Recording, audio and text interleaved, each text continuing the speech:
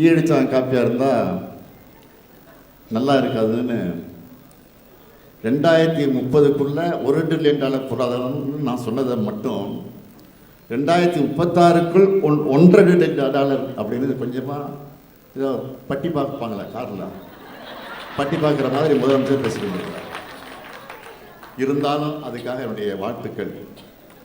Mister chief minister, உங்களுக்கு நன்றி. Sorry, மாண்புமிகு முதலமைச்சர் அவருக்கு.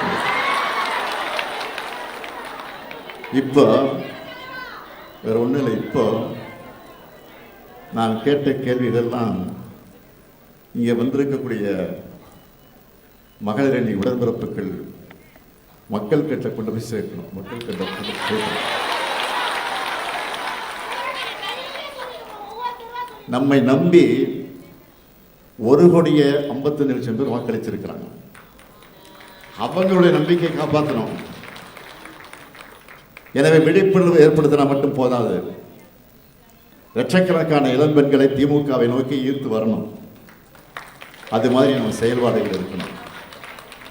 நம்மக்கிட்ட வரலாறு இருக்கு, கொள்கை இருக்கு, சாதனை இருக்கு, எதிர்காலத்துக்கு தேவையான தொலைநோக்கு பார்வை இருக்கு.